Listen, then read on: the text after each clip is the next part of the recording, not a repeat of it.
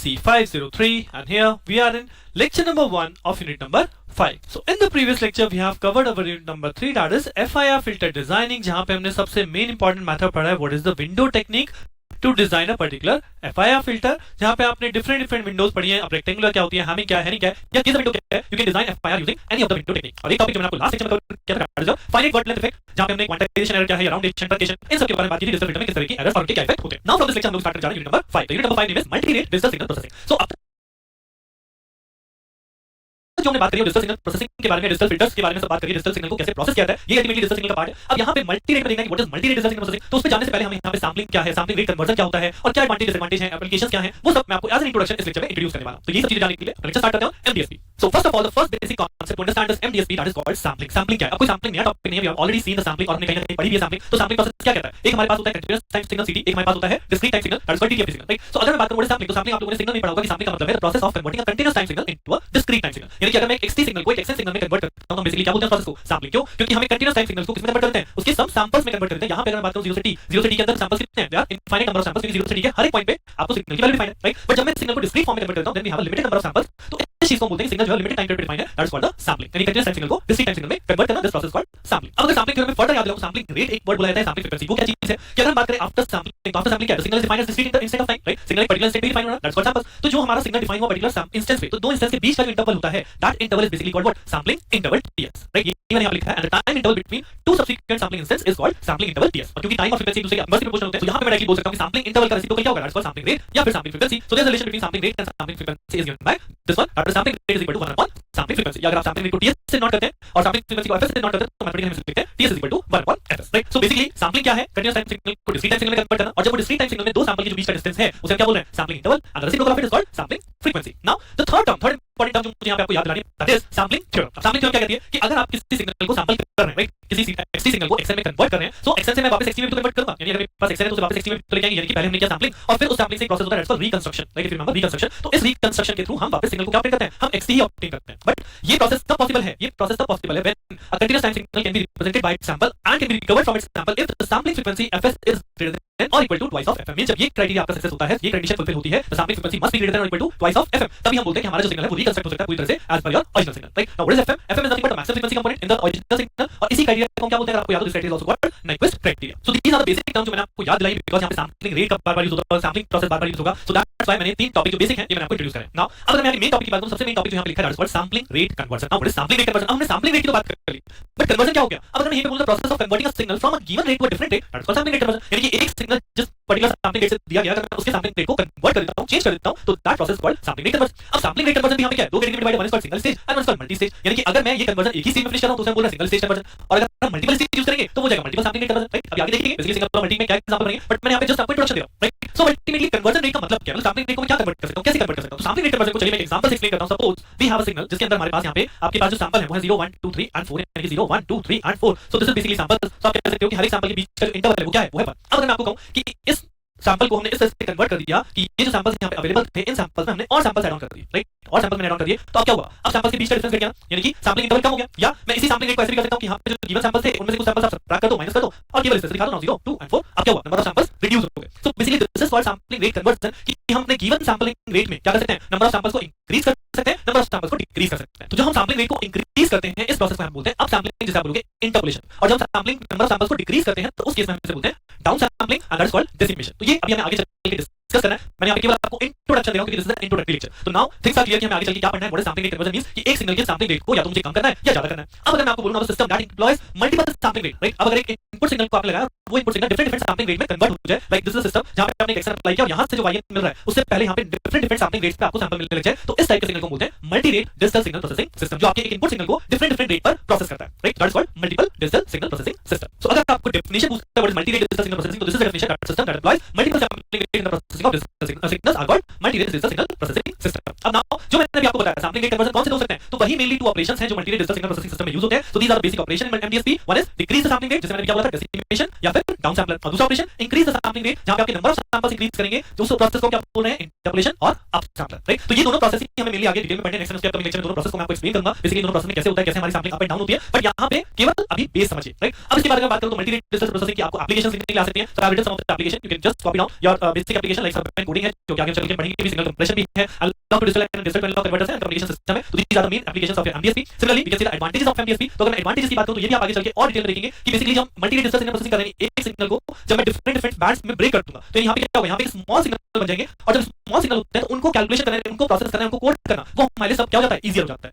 इसलिए जो मेन चीज यहां पे एडवांटेज में लिखा गया, देखिए less finite arithmetic effect, storage for filter coefficient is less filter order requirement. क्यों? क्योंकि तब लेस कंप्यूटेशनल रिक्वायरमेंट। क्यों? क्योंकि सब में एक ही चीज लगती है, जो आपने एक सिग्नल को मल्टीपल सिग्नल में ब्रेक डाउन कर दिया। सो अब जो मुझे प्रोसेसिंग करनी है वो प्रोसेसिंग तो एक सिंगल सिग्नल पे करनी है ना। सपोज मैं एग्जांपल के तौर पे कहता हूं, आपके पास एक इक्वेशन है जिसमें तीन फैक्टर हैं, s+1 s+2 और s+3, राइट। अब एक चीज है कि मैं इस फिल्टर के लिए डायरेक्टली डिजाइन प्रोसेस लगाऊं तो उसमें मुझे ऑर्डर भी इंक्रीज कर जाएगा, मेरी कैलकुलेशन ऑटोमेटिक भी बढ़ेगी। या मैं आपको बोलूं कि just consider three different system, 1 s+1 बनाइए, 1 s+2 बनाइए, 1 s+3 बनाइए, इन तीनों को अलग-अलग सिस्टम में बनाइए। तो पहले हमने इन तीनों को ब्रेक किया, अब इन तीनों को अलग-अलग बनाया, तो अल्टीमेटली एक ही टाइप का सिस्टम होगा जो मुझे यहां पे इन तीनों टाइप के फैक्टर्स को एनालाइज करेगा, because now the all the factor are of first order. So that's why here it is written as computational requirement आपकी कम है, स्टोरेज भी कम होगा, फाइनाइट अरिथमेटिक इफेक्ट भी वो भी कम होंगे, और फिल्टर ऑर्डर रिक्वायरमेंट भी कम होगी। तो these are the advantages of MDSP. So इस लेक्चर में बेसिकली जो मुझे कवर करना था that is multi rate digital signal processing क्या है। So we have covered the topic sampling rate conversion, that is the main topic जो आगे अपकमिंग लेक्चर्स में पढ़ने वाले हैं। What is interpolation, what is decimation, and we have also covered the application advantages, because it two marks के question में या 10 marks के क्वेश्चन में आपके पास लिखा हुआ है एमडीएसपी क्या है, एमडीएसपी की आपकी क्या एडवांटेज है, क्या एप्लीकेशन है। So you can write from this lecture. Now the next lecture में डिस्कस करूंगा सैंपलिंग रेट कन्वर्जन का first part, that is what decimation. तो क्या है डेसिमेशन, किस तरह से डेसिमेशन में प्रॉब्लम बनते हैं इन एग्जाम जानने के लिए मिलते हैं नेक्स्ट लेक्चर में। Thank you.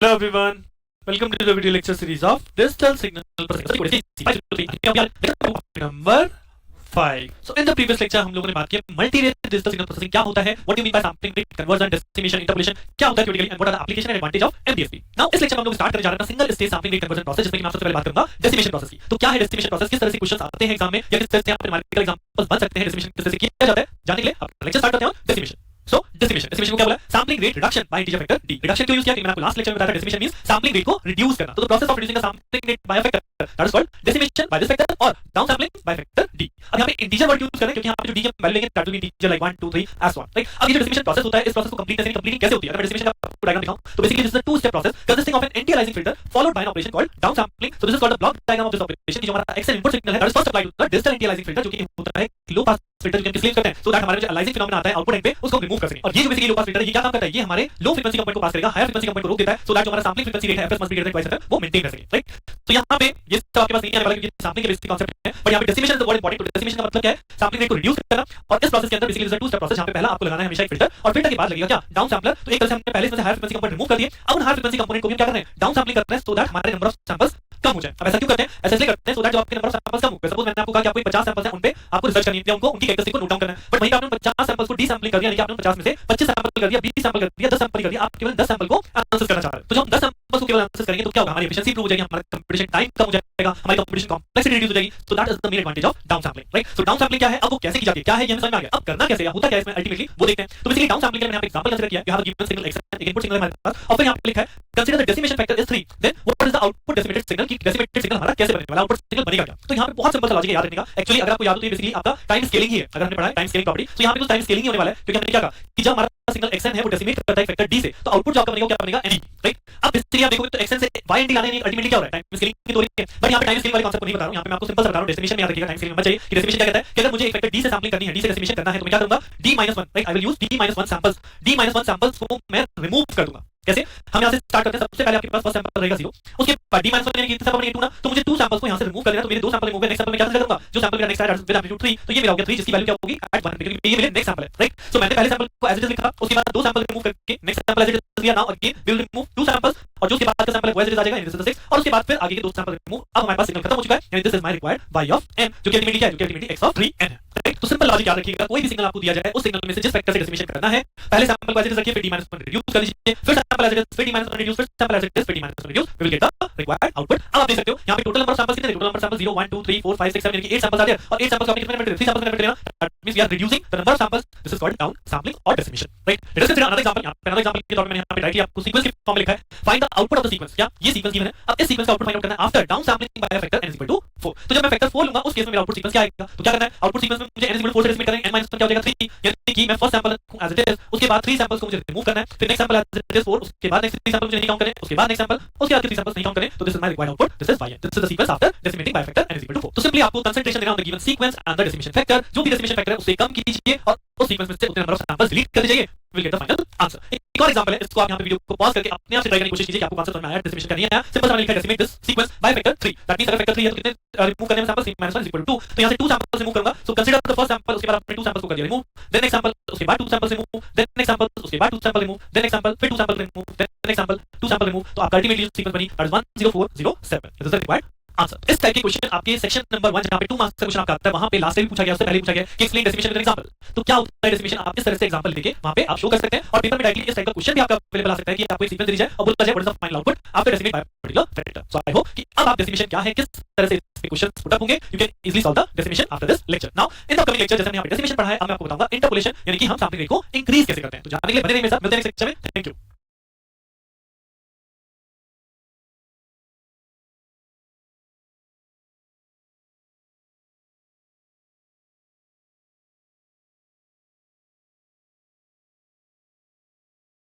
Hello everyone, welcome to the video lecture series of digital signal processing. The subject code is KC503 and here we are in lecture number 3 of unit number 5. So in the previous lecture हम लोग बात कर रहे थे decimation की, that is comes under single stage sampling rate conversion। तो decimation क्या है, किस तरह से प्रॉब्लम अकर होती है, ये हमने लास्ट लेक्चर में देख लिया। नाउ इन दिस लेक्चर हम सेम टॉपिक की बात करने वाले हैं, that is called single stage sampling rate conversion, जहां पे हम सैंपलिंग रेट इंक्रीज करने की बात करेंगे, that process is called interpolation। तो इंटरपोलेशन क्या है, सैंपलिंग रेट किस तरह से इंक्रीज होता है और किस टाइप के प्रॉब्लम्स यहां पे आपके क्वेश्चन पेपर में पूछे जाते हैं, वो सब जानने के लिए लेक्चर स्टार्ट करते हैं इंटरपोलेशन। सो इंटरपोलेशन जैसे कि हमने डेसिमेशन किया है, सेम जस्ट उसी का अपोजिट है, यहां हमने लिखा है sampling rate increase by integer factor i। हमने डेसिमेशन में पढ़ा था सैंपलिंग रेट को डिक्रीज करते हैं बाय फैक्टर d, पर यहां पे सैंपलिंग रेट को इंक्रीज करते हैं बाय फैक्टर i। अब वही सेम चीज डेफिनेशन के तौर पे यहां पे लिखी है, the process of increasing the sampling rate by integer factor is called interpolation और up sampling by integer factor i, and this is the basic block diagram जहां पे क्या है, इनपुट सिग्नल आपका सबसे पहले अप सैंपल में अप्लाई कर रहे हैं, नंबर ऑफ सैंपल्स इंक्रीज कर रहा हूं और देन उसके बाद it is pass through this anti imaging filter, जो कि अगेन क्या है, जो कि अगेन आपका लो पास फिल्टर ही है, बिकॉज़ जब यहां पे नंबर ऑफ सैंपल्स इंक्रीज किए तो माइट भी यहां पे नंबर ऑफ सैंपल्स में फ्रीक्वेंसी जो है वो अब चली जाए, एफएम से ज्यादा हो जाए, जो कि हमारे सैंपलिंग थ्योरम को फेल कर देगा, राइट। सो रिकंस्ट्रक्शन के लिए वापस हम यहां पे लो पास फिल्टर अप्लाई करना पड़ता है, सो दैट कोई भी हाई फ्रीक्वेंसी सिग्नल आपका आउटपुट पे मूव ना कर सके, राइट। सो सेम कांसेप्ट है इंटरपोलेशन का कि हम यहां पे क्या करते हैं, हम यहां पे सिग्नल को पहले सैंपलर अप सैंपलर पास करें, जहां पे नंबर ऑफ सैंपल्स इंक्रीज करेंगे,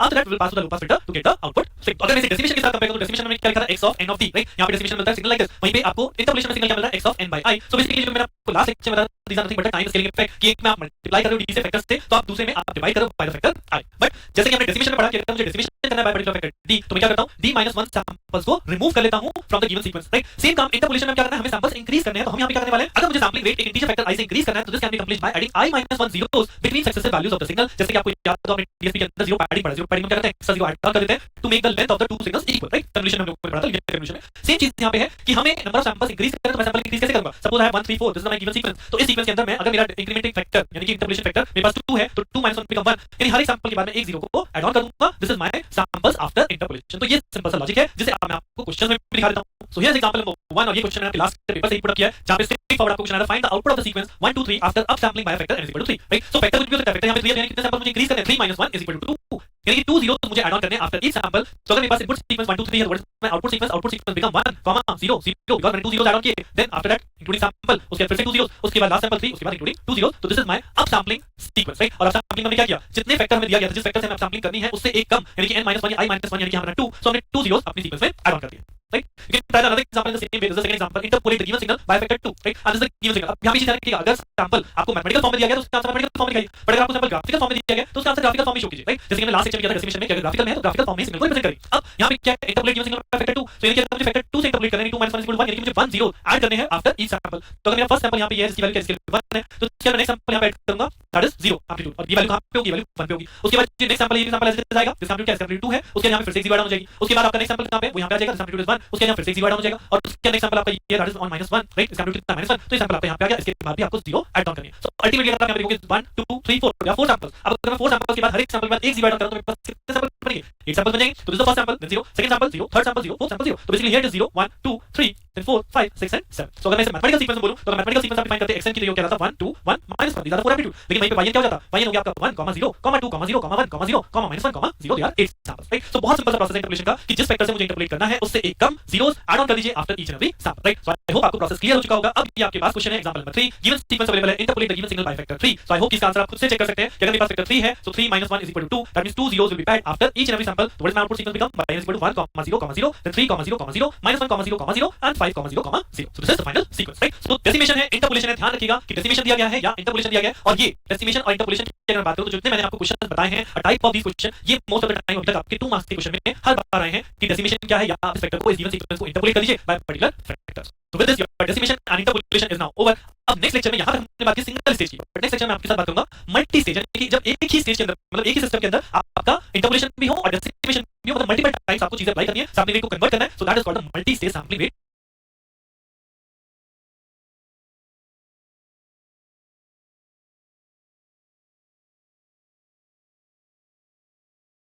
Hello everyone, welcome to the video lecture series of digital signal processing. The subject code is KEC 503 and here we are in lecture number 4 of unit number 5. So in the previous lecture अभी तक हम लोगों ने cover किया है single stage sampling rate conversion, जहां पे अगर मुझे सैंपलिंग रेट को डिक्रीज करना है दैट इज डेसिमेशन, और अगर मुझे सैंपलिंग रेट को इंक्रीज करना है तो दैट इज इंटरपोलेशन. ये क्या होते हैं, किस तरह से सैंपलिंग रेट इंक्रीज या डिक्रीज करते हैं, ये अभी तक हम लोग देख चुके हैं. नाउ इन दिस लेक्चर हम लोग बात करने वाले multi stage sampling rate conversion क्या होता है, जी हां, जिसके अंदर हम लोग पढ़ेंगे आई बाय डी सैंपलिंग, यानी कि मुझे इंक्रीमेंट और डिक्रीमेंट दोनों ही अप्लाई करने हैं. Means multi stage sampling rate कहीं पे इंक्रीज कर रहा है, कहीं पे डिक्रीज कर रहा है. तो ये सब जानने के लिए हम अपना लेक्चर स्टार्ट करते हैं multi stage sampling rate conversion. So the next topic is sampling rate conversion by integer rational factor that is called I by D, यानी कि मुझे अब यहां पे इंक्रीमेंट भी करना है और डिक्रीमेंट भी करना है. फॉर एग्जांपल अगर मैं आपको कहता हूं 7/4, तो इसका क्या मतलब है कि मुझे 7 से इंटरपोलेट करना है और 4 इज अ फैक्टर जिससे मुझे डेसिमेट करना है. तो क्या होगा, यानी कि मुझे इंटरपोलेट और डेसिमेट दोनों एक साथ करने हैं, तो दोनों एक साथ करने का मतलब है now it is a system which consist of a cascade connection of interpolator as well as decimator, right. So इस स्टेज को क्या बोलते हैं, अभी तक हम क्या करते थे, अभी तक केवल हम या तो इंटरपोलेट करते थे, डेसिमेट करते थे. So we are doing sampling rate conversion only in one stage. But अब क्या हो रहा है, now the sampling rate will convert over here and also it will convert over here. So that means एक से ज्यादा स्टेज में मेरा सैंपलिंग रेट कन्वर्ट हो रहा है, तब मुझे इनपुट के रिस्पेक्ट में पर्टिकुलर आउटपुट जनरेट होगा.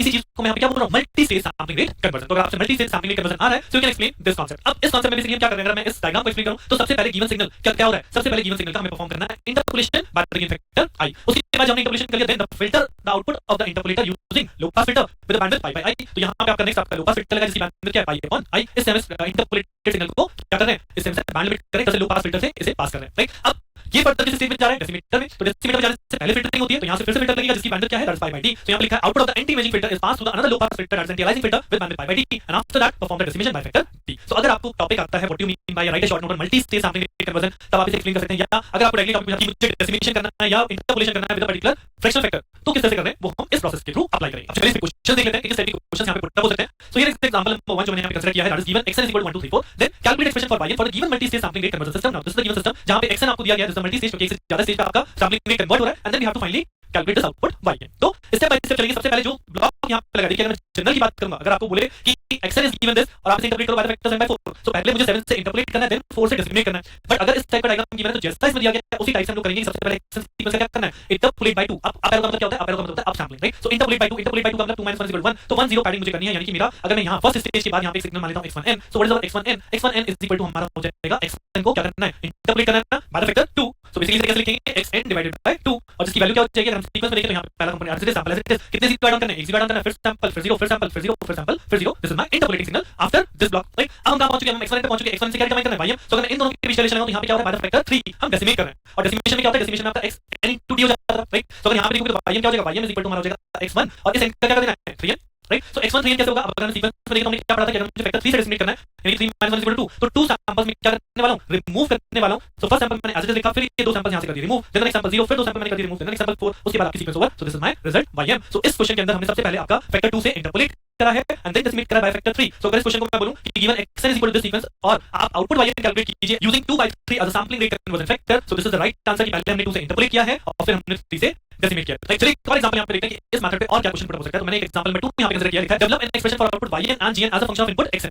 यहां पे एक आउटपुट yn है, एक आउटपुट gn है, जिसको हमें xn के रेफरेंस में बताना है कि ये क्या आने वाला है, and this is our given structure, right. अब अगर आप यहां पे देखें तो again this is the multi stage, right, multi stage structure जहां पे 5 का अप सैंपलर लगा है, देन 10 का डाउन सैंपलर है, देन 2 का अप सैंपलर है. अब इस टाइप के स्ट्रक्चर को हम कैसे कर सकते हैं, इसको सॉल्व करने का एक और इजी मेथड होता है क्या, कि यहां पे आपका अप सैंपलर है, इट्स ओके, बट ये जो नेक्स्ट सैंपलर लगा है डाउन सैंपलर, हम इसको ब्रेक कर सकते हैं. और 10 के फैक्टर क्या होता है, ब्रेक के फॉर्म में करना है फॉर्म फैक्टर. सो 10 के फैक्टर क्या है, 10 के फैक्टर हमारे होते हैं 2 और 5 या 5 और 2. सो मैं यहां पे पहले 5 लगा दूं डाउन सैंपलर से और उसके बाद 2 का डाउन सैंपलर लगा दूं. सो मैंने यहां पे इस 10 को एक तरह से क्या कर दिया, ब्रेक कर दिया.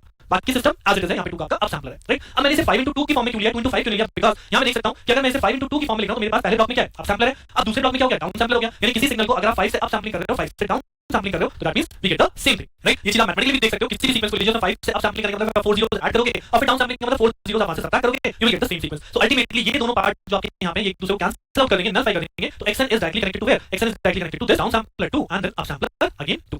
अब अगर आप देखो सेम चीज यहां पे भी हो रही है, एक डाउन सैंपल 2 से हो रहा है, फिर एक अप सैंपल 2 से हो रहा है, यानी बाइनरी अल्टीमेटली क्या हो जाएगा? आप थर्ड स्टेज पे यहां पे दिखा सकते हो कि xn is directly connected to yn, यानी कि जो हमसे पूछा गया था what is the relation between yn and xn, सो yn is equal to what? yn is equal to nothing but xn, this is our first relation. But एक और रिलेशन मैंने आपको यहां पे बोला कि what is the gn value as a function of input xn, तो वेयर इज gn? तो अगर आप gn देखोगे तो gn का gn यहां पे after this down sampler, gn यहां पे। सो अगर अब इस स्टेज में मैं आपसे बोलूं व्हाट इज gn, तो gn अल्टीमेटली क्या होगा in terms of xn? gn होगा xn को आप 2 से डेसिमेट कर रहे हो by the factor 2, so that means जब डेसिमेशन करते हो मल्टीप्लाई होता है तो ये हो जाएगा आपका 2 into n, so this is the value of gn and what is the value of yn? yn is equal to xn। सो क्वेश्चन किसी भी कैटेगरी में आ सकते हैं, either you have to do interpolation and decimation in single stage और in multiple stage, और in this kind जहां पे आपको एक डायग्राम दे दिया जाए और आपसे पूछा जाए what is the relation between output and input. So with this your multi stage sampling rate conversion is now over. Now after this lecture अब चाहे आपको इंटरपोलेशन करना है या आपको डेसिमेशन करना है या आपको दोनों एक साथ करने हैं, now you are able to solve any type of question on this part. और यहां तक मैं आपको कहूंगा कि ये जो दोनों टॉपिक हमने कवर किए, चाहे इंटरपोलेशन एंड डेसिमेशन है, बहुत अच्छे से कवर कर लीजिए, सो दैट अगर इस पे बेस कोई भी क्वेश्चन आपका एग्जाम में बन रहा है, you will definitely attempt that. After this next lecture में नेक्स्ट टॉपिक की बात करूंगा, that is called sub band coding. तो क्या है सब बैंड कोडिंग, किस तरह से की जाती है, जानने के लिए बने रहिए मेरे साथ, मिलते हैं नेक्स्ट लेक्चर में। Thank you.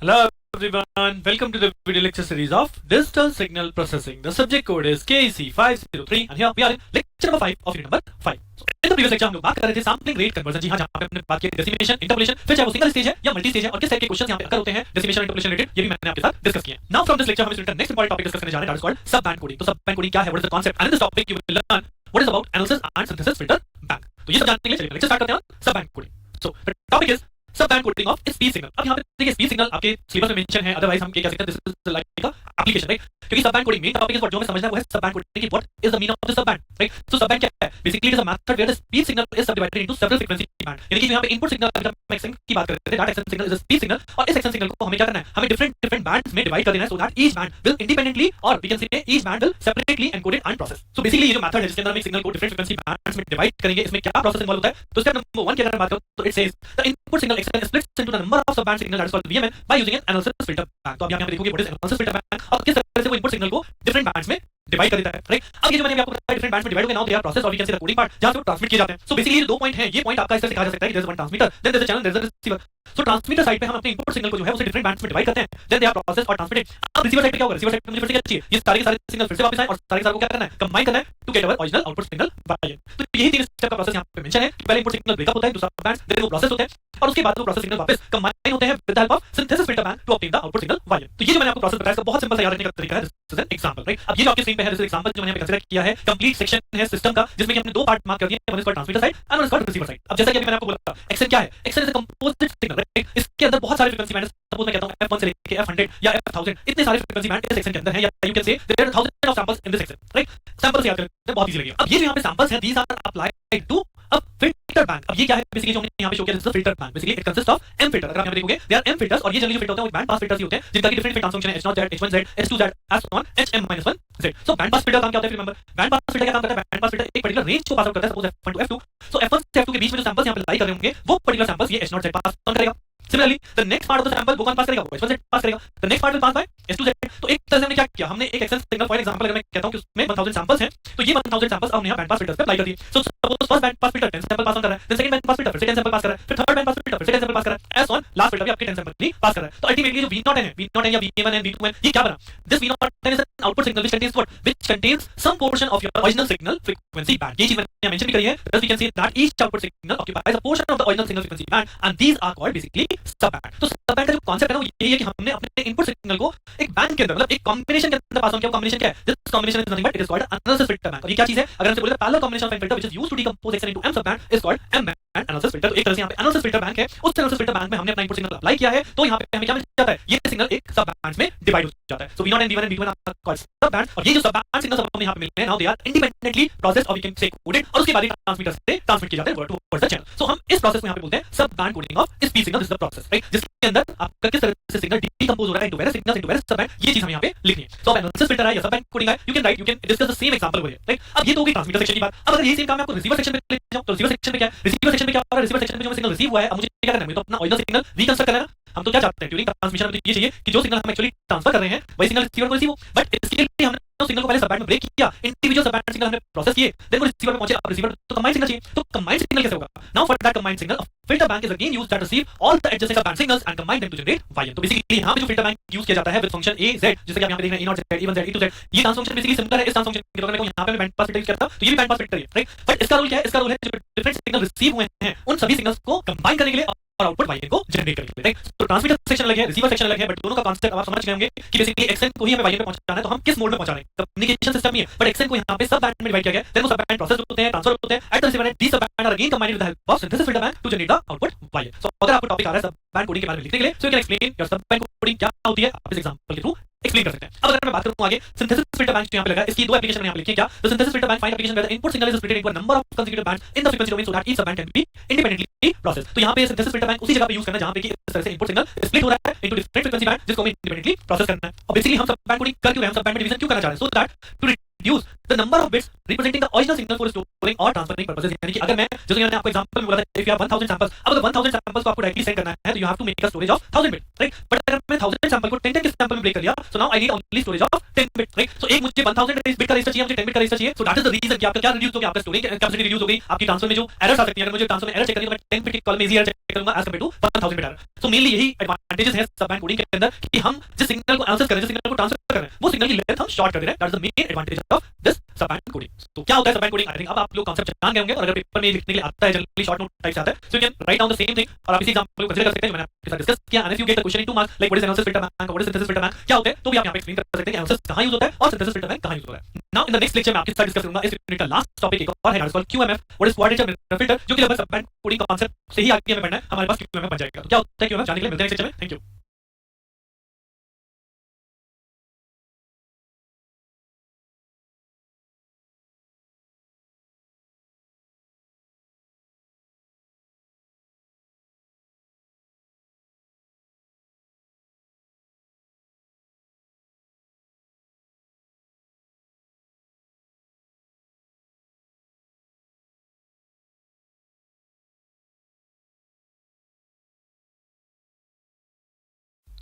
Hello everyone, welcome to the video lecture series of Digital Signal Processing. The subject code is KEC 503 and here we are in lecture number 6 of unit number 5. So in the previous lecture हम लोगों ने बात की है the concept of sub-band coding, what is sub-band coding and analysis and synthesis filter bank क्या होते हैं, या एक particular digital filter bank क्या होता है। Now in this lecture हम लोग start करने वाले का last topic that is QMF, quadrature mirror filter bank. So what is the concept और क्या होता है 2 channel QMF, जानने के लिए अपना lecture start करते हैं on QMF। So quadrature mirror filter अगर मैं बात करूं तो मैंने यहाँ पे सेम प्रोसेस लिखा है जो हमने लास्ट लेक्चर में स्टडी किया था, क्या कि जिन एप्लीकेशंस में हम सब बैंड फिल्टरिंग की बात करते हैं, सब बैंड फिल्टरिंग मतलब जहां पे इनपुट सिग्नल डिफरेंट बैंड्स में डिवाइड होता है। तो क्या प्रोसेस था उसका? हम लोगों ने पढ़ा कि इनपुट सिग्नल सबसे पहले स्प्लिट होता है into a number of sub-band signal with the help of a filter bank। कौन सा filter bank था? Analysis filter bank। Then individual sub-band जो आपका बना है यहाँ पे उसे प्रोसेस किया जाता है, कोड किया जाता है, and then at the receiver end ये सारे सिग्नल वापस से कंबाइन होते हैं by another filter bank that is called synthesis filter bank to obtain the output YM, right? So ये वही सेम कॉन्सेप्ट है जो हमने सब-बैंड फिल्टरिंग में लास्ट लेक्चर में भी स्टडी किया है। Signal is split into sub band, process individual sub band and then again combine to get the original output signal YM। अब ये सब-बैंड कोडिंग हमने क्यों की थी? ये सब-बैंड कोडिंग हमने की थी so that हमारी कॉम्प्लेक्सिटी कैलकुलेशंस रिड्यूस हो जाए, राइट। बट अब अगर मैं इसी में और कुछ एडवांटेजेस लगाना चाहूं या मैं और एफिशिएंसी बढ़ाना चाहूं या मैं अपनी कॉम्प्लेक्सिटी को और रिड्यूस करना चाहूं,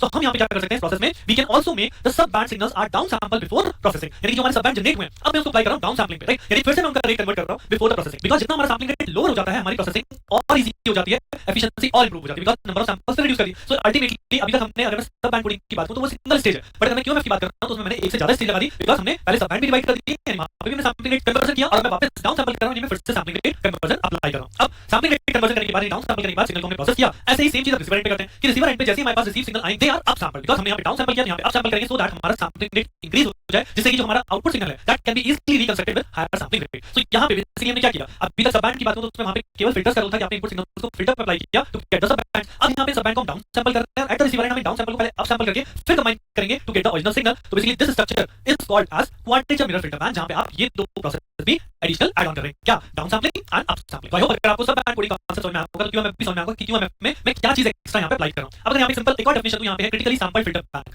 अभी जो हम बात करें डेसिमेशन और इंटरपोलेशन हम अप्लाई कर रहे हैं, तो अगर हम बोलते हैं तो decimation and interpolation factors are equal to the number of bands, then the structure is called a critical sample filter bank. यानी अगर फिल्टर बैंक में जितने हम फिल्टर्स यूज कर रहे हैं उनके बैंड के इक्वल हो जाता है हमारा डेसिमेशन इंटरपोलेशन फैक्टर, तो उस केस में हम इस टाइप के फिल्टर बैंक को क्या बोलते हैं, क्रिटिकली सैंपल्ड फिल्टर बैंक। अब जो कांसेप्ट हमने किया क्यूएमएफ, अगर मैं आपको उसका स्ट्रक्चर दिखाऊं सिंपली याद रखने के लिए, तो हमने क्या किया, एग्जांपल के तौर पे बहुत सिंपल स्ट्रक्चर होता है, that's two channel QMF, right. QMF में हमें करना क्या, वो चीज हम देख चुके हैं, वही चीज मैं आपको टू चैनल के बेस पे दिखा रहा हूं। तो टू चैनल का क्या मतलब है कि यहां पे जो इनपुट सिग्नल होगा that is divided into two band with equal bandwidth, right. So यहां पे एक्सएन जो है दो बैंड पे डिवाइड हुआ, one is called v0n and one is called v1n, तो ये हमारा यहां पे सब बैंड हो गया। उसके बाद यहां पे आप देखेंगे यहां पे क्या हुआ, down sampling by factor of 2, तो यहां पे डाउन सैंपल हो गया, उसके बाद सिग्नल प्रोसेस हुआ, ट्रांसमिट हुआ एट द रिसीवर एंड, अब ये क्या, ये रिसीवर एंड आ गया, eight the receiver and signal वापस क्या हुआ, वापस इंटरपोलेट हुआ। और यहां एक चीज ध्यान रखिएगा कि जिस फैक्टर से यहां पे डाउन सैंपलिंग की जाती है, if you will choose 2 then it is 2, if you choose 3 then interpolation factor will also be 3, if you choose decimation by 4 then interpolation factor will also be 4। तो यहां पे इस 2 से मतलब नहीं है कि टू चैनल क्यों है, टू चैनल क्यों है क्योंकि मैं अपने इनपुट सिग्नल को दो बैंड में डिवाइड कर रहा हूं। बट यहां पे डेसिमेशन और इंटरपोलेशन हमेशा जब भी होगा सेम फैक्टर से होगा, सो दैट जितना हम यहां पे डेसिमेट करेंगे उतना ही यहां पे इंटरपोलेट हो जाएगा। We got the same sampling rate at the input of the synthesis filter, जो कि हमें यहां के आउटपुट पे मिला था, right. So concept ultimately sub band का ही है कि इनपुट सिग्नल सब बैंड में डिवाइड हुआ, उसके बाद डेसिमेट, उसके बाद प्रोसेस के बाद इंटरपोलेट के बाद फाइनली वो सिंथेसिस फिल्टर अप्लाई होता है and then output of the synthesis filter are combined together to generate the output signal y, right. So यहां पे अगर आपको क्यूएमएफ एक्सप्लेन करने के लिए आ रहा है तो you can explain the process, जैसे कि मैंने अभी आपको बताया, आप सब बैंड कोडिंग का प्रोसेस एक्सप्लेन कर सकते हैं। उसके बाद उस बैंड कोडिंग के साथ अगर डेसिमेशन इंटरपोलेशन ऐड कर रहे हैं तो ये जो स्ट्रक्चर बनता है this is called basically QMF. और अगर मैं इस पर्टिकुलर एग्जांपल की बात कर रहा हूं तो ये टू चैनल है क्योंकि मैंने इस स्ट्रक्चर को टू चैनल यानी टू बैंड्स के लिए ही यूज करा है। अब अगर मैं आपको यहां पे बोलूं, यहां पे H0Z जो है that is a low pass filter और H1Z जो है वो हमारा हाई पास फिल्टर होता है, एसपीएफ, जो कि आपका दोनों ही फिल्टर, अब लो पास का क्या फ्रीक्वेंसी रिस्पांस होता है, लो पास लाइक दिस ऐसे होता है और हाई पास एक पर्टिकुलर फ्रीक्वेंसी के बाद के सारे कंपोनेंट पास करता है, तो आप यहां पे फ्रीक्वेंसी रिस्पांस भी ड्रॉ कर सकते हैं जो इस टाइप से दिखाई देने वाला है, this is low pass, this is a high pass and both the filters having a cut off frequency of π/2, right. So अगर आपको क्यूएमएफ के बारे में लिखने के लिए आ रहा है, बेसिकली थ्योरी का टॉपिक है क्यूएमएफ, वो है लास्ट लेक्चर जो मैंने आपसे सब बैंड कोडिंग डिस्कस किया था। Now you are able to write the solution in your exam with this your quadrature mirror filter bank in QMF concept is over. और इसी के साथ आपकी यूनिट नंबर 5 जो हम कर रहे हैं दैट इज आल्सो ओवर। अब यूनिट नंबर 5 को एक बार फिर से समाप्त करूं तो मेन जो टॉपिक है वही मैंने यहां पे कवर किया, जो आपके सिलेबस में मेनली लिखे हैं, that is what is interpolation, what is decimation, और इन दोनों के बाद मेनली जो दोनों से कवर अप होता है सैंपलिंग रेट कन्वर्जन है, फिर सिंगल स्टेज है या मल्टी स्टेज है, और लास्ट के दो टॉपिक जिसमें हमने बात की सब बैंड की और क्यूएमएफ की। तो ये सारे टॉपिक एज इट इज आपके पेपर में पूछे जाते हैं, तो इन्हें अच्छे से करिए सो दैट आप यूनिट 5 में पूरे के पूरे मार्क्स गेन करें। Now from my side all the lectures are completed, so all the best, आप अच्छे से पढ़िए और अच्छे से मार्क्स गेन कीजिए इन योर एग्जाम। Thank you.